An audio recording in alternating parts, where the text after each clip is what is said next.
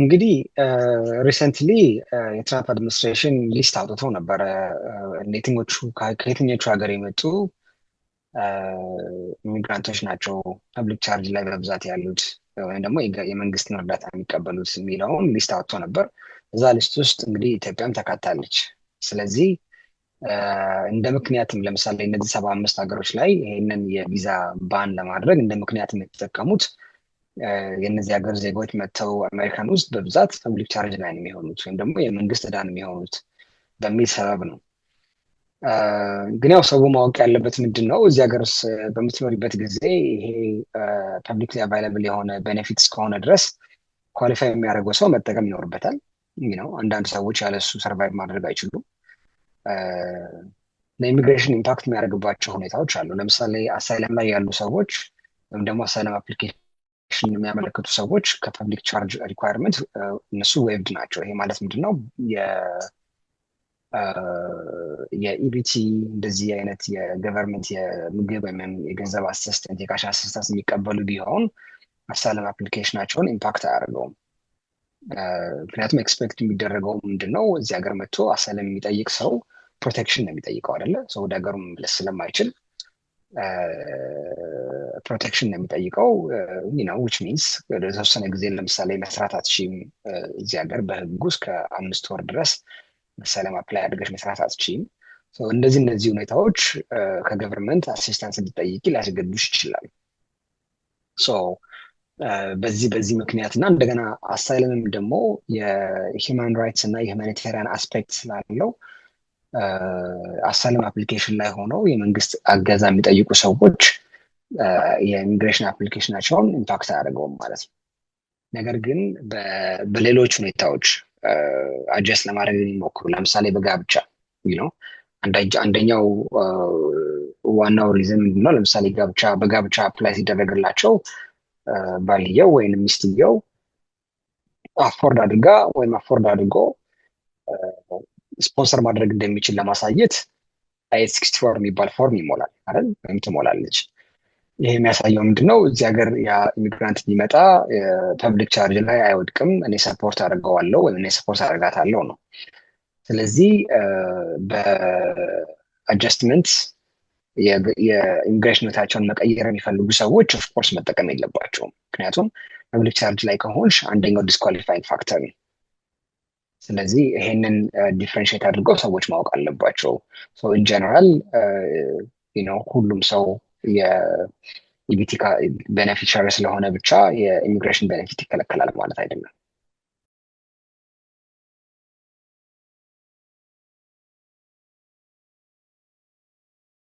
ግሪን ካርዱ ነው የሚቃጠለው እንጂ የፐርማነንት ሬዚደንስ ስታረስ ፐርማነንት ፎርኤቨር ያ ሰው የግሪን ካርድ ሆልደር ነው። ግን በየ10 ዓመቱ ካርዷ መታደስ አለባት ነው። በማንኛውም አንድ ቀንም ሲቀራቸው ወደዚህ ሀገር ቢመለሱ አስሎንጋስ ያ ወረቀት ቫሊድ እስከሆነ ድረስ ትራንስፖርት የሚያደርጋቸው ምጭናቸው የኤርላይንስ ድርጅት ፈቅዶ እስካስገባቸው ድረስ እዚህ ሀገር ያለው መንግስት ያስገባቸዋል። ግሪን ካርድ ሆልደር ናቸው። ግን ደግሞ ቱ ቢ ኦን ሴፍ ሳይድ አጭር ጊዜ ነው ምንድነው ሴፍ ለመሆን ማድረግ ያለብን የሚሉት ጥያቄ ካላቸው ደግሞ የማሳደስ አፕሊኬሽኑን ቀድሞ ማስገባት ይችላሉ። ከ6 ወር ቀድመው እንዲታደስላቸው የ10 ዓመቱ ግሪን ካርድ መጠየቅ ይችላሉ። ትራቭል በሚያደርጉበት ሰዓት ቶሎ ይሄ የታደሰ ግሪን ካርዱ ካልደረሰላቸው ቅርባቸው የሆነ የዩኤስሲአይኤስ ኦፊስ ቀጠሮ በመያዝ ወይም ደግሞ ወኪል በማድረግ ሄደው ጊዜያዊ I-551 ወይም ደግሞ ጊዜያዊ ለ1 ዓመት ብቻ የሚያገለግል ግሪን ካርድ ፓስፖርታቸው ላይ እንዲመታላቸው መጠየቅ ይችላሉ ማለት ነው። ስለዚህ በዛ ያለምንም ችግር ወደ ኢትዮጵያ ሄደው መመለስ ይችላሉ።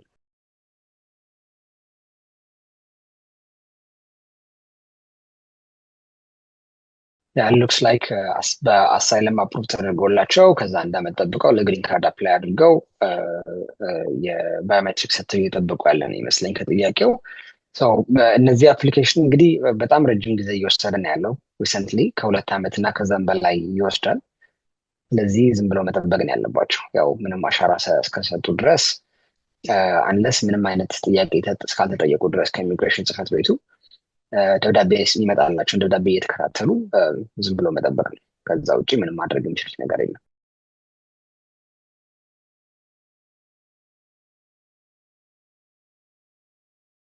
እንግዲህ ኮንዲሽናል ግሪን ካርድ የሚሰጠው የግሪን ካርድ አፕሊኬሽኑ አፕሩቭ በሚደረግበት ጊዜ ባልና ሚስቱ ከ2 ዓመት ላነሰ ጊዜ ተጋብተው የቆዩ ከሆነ ኮንዲሽናል ግሪን ካርድ ነው የሚሰጣቸው ማለት ነው። ይሄ ማለት ግሪን ካርድ የሚያገለግለው ለ2 ዓመት ብቻ ነው። የ2 ዓመት ከማለቁ በፊት አትሊስት ዊዝን 90 ዴይስ ከማለቁ በፊት ሌላ አፕሊኬሽን ማስገባት አለባቸው። ሪሙቫል ኦፍ ኮንዲሽን የምንለው i751 የሚባል አፕሊኬሽን አለ። ያን ነገር ሪሙቭ ይደረግልን ብለው ያንን አፕሊኬሽን ማስገባት አለባቸው። በሁለት አይነት መልኩ ማስገባት ይቻላል ይህንን አፕሊኬሽን። አንደኛው ለምሳሌ ባልና ሚስቱ በዛን ጊዜ ተጋብተው ያሉ ከሆነ ጆይንትሊ ማስገባት ይችላሉ። ስለዚህ በጋራ ሁለቱም ፎርሙላ የፈርመውበት ስቲል ተጋብተን የምንኖረው በ2 ዓመት ውስጥ አብረው መኖራቸውን የሚያሳይ ዶኪመንቶች ለምሳሌ ሊዝ አግሪመንት፣ ጆይንትሊ ንብረት እንዳላቸው፣ ጆይንትሊ እንደሚኖሩ፣ ልጆች ካሏቸው ልጆች እንዳሏቸው፣ ሜሬጃቸው ዊዝን ኮንዲሽናል ፒሪየድ ያለምንም ችግር እንደቀጠል አሳይተው ኮንዲሽኑ እንዲነሳላቸው አፕላይ ማድረግ ይችላሉ። አንደኛው እሱ ነው። ሁለተኛ ደግሞ በዌይቨር ነው።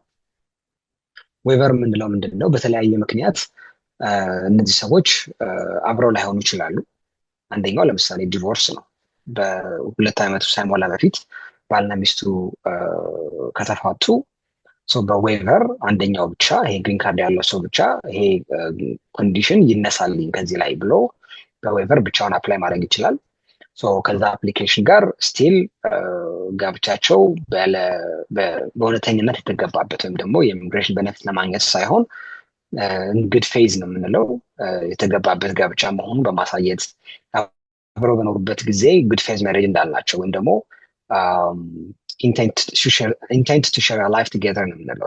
በህይወታቸውን በጋራ ተካፍለው ለመኖር ኢንቴንት እንደነበራቸው እንግዲህ እነዚህን የምናሳየው ምንድነው? ቅድም እንዳልኩት ለምሳሌ የጆይንት ሊዝ አግሪመንት ሊሆን ይችላል፣ ጆይንት ታክስ ሪተርን፣ ጆይንት ባንክ አካውንት፣ ዩቲሊቲ ቢልስ፣ በጋራ ልጅ ካላቸው ደግሞ በጋራ ልጅ እንዳላቸው በማሳየት እነዚህ ነገሮች በማሳየት ነገር ግን ጋብቻው አልቀጠለም፣ ፈርሷል። ስለዚህ ዲቮርስ ሰርቲፊኬት አብሮ አታች በማድረግ ያ ባለ ግሪን ካርድ ሆልደሩ ብቻውን በዌይቨር አፕላይ ማድረግ ይቻላል።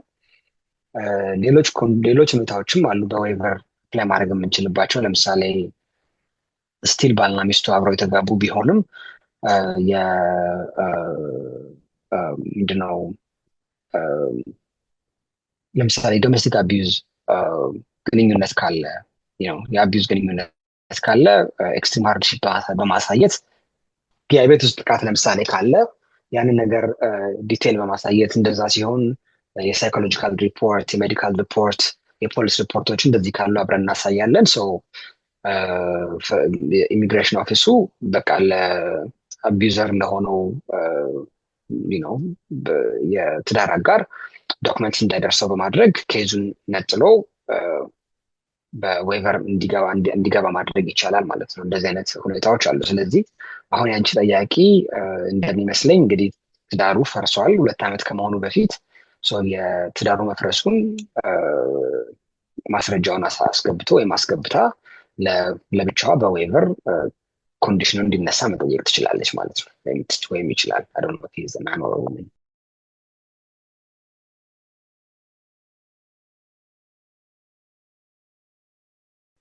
እንግዲህ ኢትስ አንፎርቹኔት ቢኮዝ አሁን ያለው አድሚኒስትሬሽን ፊር በመፍጠር ፍርሃትን በመፍጠር ሰው ላይ እንደዚህ አይነት ኢንቫይሮንመንት መፍጠር ነው የሚፈልገው። ዲፔንድስ እንደየግለሰቡ ሴንሲቲቪቲ ፓስፖርት እዚህ ሀገር ብዙ ሰው ይዞ አይሄድም። ድራይቨር ላይሰንስ ነው ይዞ የሚሄደው። sometimes it's enough hey I'm a US citizen ዳታቤዝ አላቸው እነሱ ባይ ዘ ወይ። አሁን ሚኒሶታ ላይ የሚሆኑትን ነገሮች ከተመለከትሽ ኢቭን በፌሻል ሪኮግኒሽን ነው የአንዳንድ ሰዎችን ወዘር ዩ አር ሲቲዝን ወዘር ዩ አር ናት እየለዩ ያሉት ማለት ነው። ስለዚህ መንግስት እኛ ከምናስበው በላይ ዳታቤዝ አላቸው። ኢትስ ጉድ ይዞ ለሚሄደ ሰው እንደየሴንሲቲቪቲው ዩኤስ ሲቲዝንም ከሆነ ፓስፖርት ካርድም ሊሆን ይችላል፣ ፓስፖርትም ሊሆን ይችላል፣ ኬሳቸው ውስጥ ወይም መኪናቸው ውስጥ መያዝ ምናልባት ከብዙ ትረብል ሊታደጋቸው ይችላል ነው። ከዛ ውጪ ምንም ወረቀት የሌላቸው ሰዎች ደግሞ ክድ የፓስፖርት፣ ድራይቨር ላይሰንስ፣ አይደንቲፊኬሽን ማንኛውም አይደንቲፊኬሽን ዶክመንት ይዞ መንቀሳቀስ ጥሩ ነው። ግን ኢንጀነራል ምንድነው ማድረግ የማልፈልገው ነገር ይሄንን ፊር ኢንቮክ ማድረጉን ብዙም እኔ አልደግፈውም። ላይክ ዊ ሃቭ ቱ ስታንድ አወር ግራውንድ። ምንም አይስ ለማስፈራራት ቢመጣ ምንም አይነት ጊፍት አጥቀው ቢመጡ ስሎንገስ ትክክለኛውን ነገር እስካደረግን ድረስ ህጉን እስከተከተልን ድረስ ከነሱ ጋር የእነሱን የህግ ማስፈጸም ኢንተርፌር ለማድረግ እስካልሞከርን ድረስ ሰዎች እንዲፈሩ ወይንም ደግሞ እንደዚህ ሊሆን ይችላሉ እንደዚህ ማድረግ አለብኝ ብለው አላስፈላጊ ፍርሃትና ሁኔታ ውስጥ እንዲገቡ አልመክርም።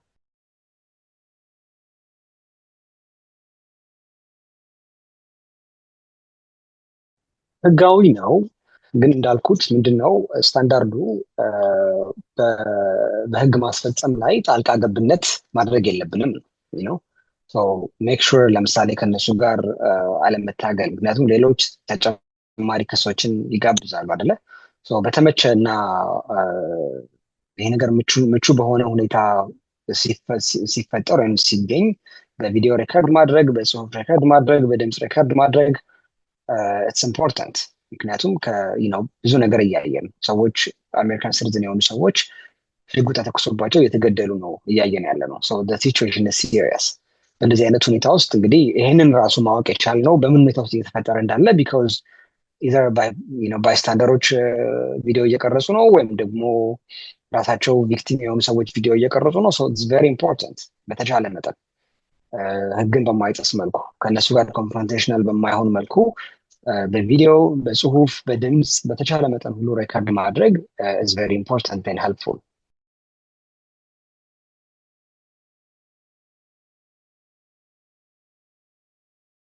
የስ እንግዲህ ሁለት አይነት ነገር አለው ይሄ እንግዲህ ማንኛውም እዚህ ሀገር ያለ ሰው የፎርቲንዝ አሜንድመንት የምንለው ከህገወጥ ከሆነ ፍተሻና ህገወጥ ከሆነ እስር የመጠበቅ መብት አለን ማናችንም ማለት ነው። የዚህ መብት አፈጻጸም እንግዲህ የት ነው ያ መብት ሊፈጸመው በሚለው ላይ ይወሰናል። ለምሳሌ እዛ ከሆነ አት ፐብሊክ ፕሌስ ወይ ደግሞ አት ፕራይቬት ፕሌስ፣ ለምሳሌ ቤታችን የሚመጡ ቢሮችን የሚመጡ ዝግ የሆነ ቦታ ላይ እና ሪዝናብል ኤክስፔክቴሽን ኦፍ ፕራይቬሲ ያለን ቦታ ላይ በሚመጡ ጊዜ የግዴታ አሬስት ዋረንት መያዝ አለባቸው ወይም ደግሞ ሰርች ዋረንት መያዝ አለባቸው። ሰርች ዋረንት ስንል ደግሞ ጁዲሻል ሰርች ዋረንት አለ፣ ራሱ የኢሚግሬሽን ኦፊስ ወይም ደግሞ የአይስ ኦፊስ ኢሹ የሚያደርጋቸው ዋራንቶች አሉ። ለእሱ እኛ ኮፕሬት አናደርግም ማለት እንችላለን ነው። ለምሳሌ መተው በረሽን ቢያንኳኩ ቤት ይክን ሳይ ማናችሁ እናንተ የት ነው የመጣችሁት? አይደንቲፋይ ዮርሰልፍ ኤንድ ዜን ሾው ሚ አሬስት ዋራንት ካላችሁ። ኤንድ ዜን ኢፍ ዩ ዶንት ሃቭ አሬስት ዋራንት በመስኮት ማየት የሚቻል ከሆነ ፕሊዝ ሾው ሚ ኦን ዘ ዊንዶው፣ ወይም ደግሞ በመሬት ስር መላክ የሚቻል ከሆነ በበር በመስኮት ስር ዋትኤቨር በር ሳንከፍት ሾው ሚ። መጀመሪያ ሌጋል የሆነ ከፍርድ ቤት የወጣ ትዕዛዝ እንዳላችሁ አሳዩ። ለምሳሌ ፕሮፐር የሆነ ሬስቶራንት ካላቸው ያንን ኦርደር ያደረገውን ጀጅ፣ ኦርደር ያደረገውን ፍርድ ቤት፣ ሊታሰር የመጣውን ሰው ማንነት፣ ሊታሰር የመጣበትን አድራሻ፣ በምን ፒሪየድ ውስጥ መታሰር እንዳለበት የሚያሳይ ይሄንን ሁሉ ነገር የተሟላና ቫሊድ የሆነ ሬስቶራንት ከሆነ ግዴታ ኮኦፕሬት ማድረግ ያስፈልጋል። በአብዛኛው ግን የላቸውም። ኢዘር አድሚኒስትሬቲቭ የሆነ ሬስቶራንት የሚያወጡት which is invalid በአድሚኒስትሬቲቭ ሬስቶራንት ኮኦፕሬት ማድረግ አይጠበቅብሽ። people can say hey, you don't have proper restaurant, please leave my residence. politely ከነሱ ጋር ሰዎች እንደዚህ reasonable expectation of privacy ባላቸው ቦታዎች ላይ ሁላ አይስ ህግ እያከበረ አይደለም። እንደውም ሪሰንትሊ የወጣ ሜሞ ዜና ተካፍለሽ እንደሆነ ኢቭን የሰዎች መኖሪያ ቤት ያለ አሬስት ዋራንት ያለ ምንም ጁዲሻል አሬስት ዋራንት ሰብረው መግባትና መፈተሽ እንደሚችሉ ወይም ማሰር እንደሚችሉ ከበላይ አካል ሜሞ ተላልፎላቸዋል። ይሄ ኢሌጋል ነው። this is በጣም outrageous። እንግዲህ አሜሪካን የሆነ ቢሄቪየር ነው። ግን ከረንት ሲቹዌሽኑ ደግሞ ይሄ ነው፣ ስታትስ ኳችን ይሄ ነው። ይሄንን ሰዎች መገንዘብ አለባቸው። ይሄ ሊሆን ይችላል፣ ግን ደግሞ መብታችንን ማወቅ ኢዝ ቬሪ ኢምፖርታንት። ፐብሊክ ፕሌስ ላይ ሲሆን እንግዲህ ሰዎችንም ፐብሊክ ፕሌስ ላይ ለማሰር ደግሞ ሪዝናብል ሰስፔሽን ያስፈልጋል። ለምሳሌ ስትታሰሪ ይሄ ሰውዬ ወንጀል ሰርቷል ወይም ደግሞ ኢሌጋል ክሪሚናል ነው ወይም ደግሞ ሰው ዝም ብለው አርቢትራሪሊ በዘርሽ ብቻ ወይም ደግሞ በቋንቋ በምትናገሪ ቋንቋ ብቻ ፕሮፋይል አድርገው መጥተው ማሰር አይችሉም ነው። እነዚህ ሁኔታዎች ላይ ናቸው ይህንን ሬከርድ ማድረግ የሚጠቅመው ማለት ነው። ስለዚህ ይህን አስክ ማን ነው ስምህ፣ ከየትኛው ዲፓርትመንት ነው የመጣኸው፣ ዋትስ ዮር ባጅ ነምበር፣ ሰው ለምንድን ነው የምታሰረው፣ ምንድን ነው ያደረግኩትኝ፣ ምንድን ነው ለዛ ሪዝናብል ሰስፔሽን ያንን ሰው ለማሰር የሰጣቸው ሪዝናብል ሰስፔሽን ምንድን ነው መጠየቅ መብት አለን። ዊዛውት ኢንተርፌሪንግ ላይክ ኖ ሳንል ከነሱ ጋር የጉልበት እንትን ውስጥ ሳንገባ እነዚህን ጥያቄዎች መጠየቅ ኢዝ ቬሪ ኢምፖርታንት ነው። መብታችንን ማወቅ ቬሪ ኢምፖርታንት ነው።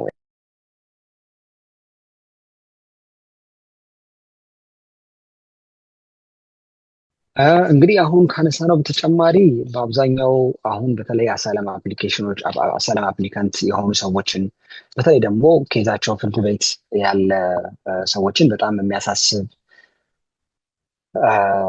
አዲስ የተጀመረ ትሬንድ እንግዲህ ሞሽን ቱ ፕሪተርሚት የምንለው አለ። አሁን ሪሰንትሊ በተለይ የኢንዲቪጁዋል ሂሪንግ ኬዛቸው የቀረቡ ሰዎችን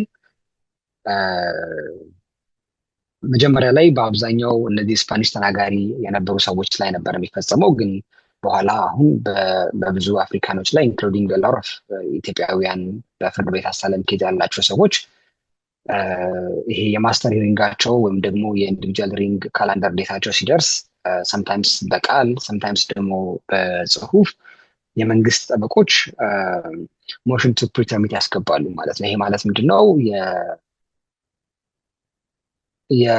የአሳይለም ኬዛቸው በሜሪቱ ሳይታይ እንዲቋረጥና ወደ ሶስተኛ ሀገሮች ዲፖርት እንዲደረጉ ጥያቄ ያስገባሉ ማለት ነው ለዳኞቹ። ይሄ ሞሽን ቱ ፕሪተርሚት ስፔሻሊ እንግዲህ የአሜሪካን መንግስት ከተለያዩ አገሮች ጋር አግሪመንት አላቸው። ኤሲ የምንለው ወይም ደግሞ የአሳይለም ኮኦፐሬቲቭ አግሪመንት የምንለው ሪሰንትሊ ያንን አስፍተው ለምሳሌ ከኡጋንዳ፣ ኢኳዶር፣ ሆንዱራስ ከነዚህ የተለያዩ ሀገሮች ጋር አግሪመንት አላቸው። ለምሳሌ በኢትዮጵያውያን ላይ የሚነሳው አብዛኛው የሞሽን ቱ ፕሪተርሚት ኤሴ ኡጋንዳ ይሉታል ወይም ደግሞ ከኡጋንዳ ጋር ባለው የአሳይለም ኮኦፐሬቲቭ አግሪመንት ላይ የተመሰረተ ነው። ማለት ምንድነው? የአፍሪካውያን የሆኑትን ኡጋንዳ እቀበላለሁ እንደ ሴፍ ሰርድ ካንትሪ ሆኜ ወደ እኔ ብትልኳቸው እቀበላለሁ የሚል አግሪመንት ፈርመዋል። ስለዚህ ያንን በመጥቀስ የትራምፕ አድሚኒስትሬሽን ጠበቆች በጣም ብዙ መባል የሚችሉ ኬዞችን የአሳይለም ሂሪንጋቸው ሳይታይላቸው እየተቋረጠ ወይም ደግሞ ኬዛቸው የሪሙቫል ኦርደር እንዲገባባቸው እና ወደ እነዚህ ሀገሮች በተለይ ወደ ኡጋንዳ፣ ሳውት ሱዳን ላይ አይተናል እንደዚህ ዲፖርት እንዲደረጉ እየተደረገ ነው ማለት ነው። ይሄ ካይንድ ኦፍ አንፎርቹኔት። አንዳንድ ጊዜ እንግዲህ የተለያዩ ጠበቆች የተለያየ ኤክስፔሪየንስ ያላቸው በተቻለ መጠን ብዙ አይነት ሪሶርሶችን ለመጠቀም እንሞክራለን። እነዚህን ሞሽኖች አሸንፎ የአሳይለም ኬዛቸው በሜሪቱ እንዲሰማላቸው ለማድረግ ኢቨን ሪሰንትሊ ደግሞ ኡጋንዳ ከሶማሊያ፣ ከኤርትራ እና ከኢትዮጵያ የሚመጡ ስደተኞችን እኔ ሀገር ላይ አልቀበልም የሚል ነገር ተናግራለች። ግን ስቲል ያንን እንኳን ፍርድ ቤቶቹ እያከበሩ አይደለም ያሉት። ስለዚህ ይሄ ሞሽን ቱ ፕሪተርሚት በመንግስት ጠበቆች በተነሳ ጊዜ በአብዛኛው ማለት በሚቻል ሁኔታ በተለያዩ ሁኔታ ውስጥ ያሸነፍንባቸው ኬዞች አሉ። ግን በአብዛኛው ደግሞ የኢሚግሬሽን ዳኞቹ ይህንን እየፈቀዱ ኬዞቻቸውን የአብዛኛዎቹን ሰዎች ኬዞች ድና እያደረጉ እንደዚህ አይነት አዳዲስ ሁኔታ ውስጥ ላይ ያለ ነው እና እንግዲህ ለዚህ መዘጋጀት ነው። አናዘር ዌይ እንግዲህ ትራምፕ አድሚኒስትሬሽን በየጊዜው ስታይላቸውን እየቀያየሩ የኢሚግራንቱን የሚያሸብሩባቸውን የተለያዩ መንገዶች እየፈለጉ ነው ያሉት እና በዚህ ሁኔታ ውስጥ የሚገኙ ሰዎች ራሳቸውን ኢንፎርም በማድረግ ከጠበቃ ካላቸው ከጠበቆቻቸው ጋር በመዘጋጀት በመነጋገር ምን ማድረግ እንዳለባቸው ቀድሞ ማወቅ ያስፈልጋል ማለት ነው።